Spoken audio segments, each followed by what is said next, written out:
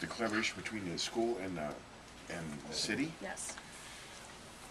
I think that the biggest thing is probably my ability to communicate. I can sit down and I can talk with someone, and we can come to a meeting of terms. One of the questions that we were asked prior was, what type of a management system do you incorporate? And I believe in a collaborative management system.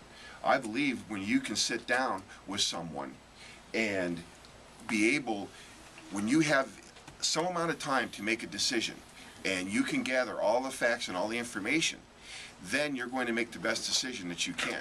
And I believe that being able to sit down with the school board and with the school superintendent to come up and banter ideas back and forth and look and see what is going to be best for the city, and then from those ideas that you get, determine what is the best course of action for the city to take.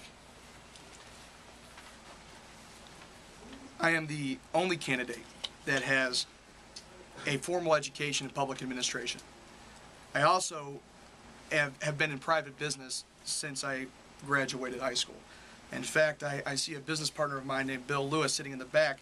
Mr. Lewis owned the Lewis Acquisition Group, and I owned the McClafferty Acquisition Group, and we actually merged together a few years back. It became the McClafferty-Lewis Corporation. It was knowing that working together makes you stronger. It was knowing that bringing your resources together make you stronger. I'll take the same principles that I applied in private sector to make us successful. I'll bring that to a school district. I'll bring that to the city. And we will sit down and we will work out a business plan to say, hey, we are all here for the greater good. You want a stronger school district, I want a stronger city. The two are harmonious with one another. They're interchangeable. You cannot have one without the other. So in the interest of good business, let's sit down and facilitate a program to make it happen. Thank you. I have the one piece of the experience puzzle that I think neither one of my opponents have. I've been here for 2 years. I've been doing the job as the current mayor. I've also been a business owner, property owner for many years. I've had some successful businesses. Lawsuits and grievances, we've settled a lot of them in our community. The last 2 years has taught me a lot, and there was a lot to learn. I know that my opponents don't know about selling in the offices every day. I mean, I'm part of a everyday process. You know, I get people every day coming to me and asking me questions or giving me a chance to do things for them. And it's just, I've been in this position for 2 years, and I feel as a business owner and a property owner and an investor in this community for many years, that makes me the best candidate for this position. I don't believe that we answered the same questions.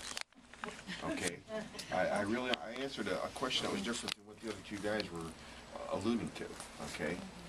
What made you the best candidate to facilitate? I answered that. Private sector experience. And that was number 6. We were talking about, basically the mayor was speaking of being the mayor. Okay, I was talking about working with the school board. Me in that. No, I know. Yeah, there's no rebuttal or discussion. Yeah. We're going to move on to the next question, and this one will be Brett McClafferty will start off. And it is, some do not believe it is fair for the schools to lose such a large portion of the property tax money for such a small portion of the income tax. What are your thoughts on tax abatements, and how do you think they hurt or help the community as a whole? I'm going to take a quick bit of this 2 minutes to touch on the last issue real quick. Mr. Scott, you made the statement. Excuse me, Mr. McClafferty, there's no rebuttals. Well, not rebuttals. Okay. Well, anyway.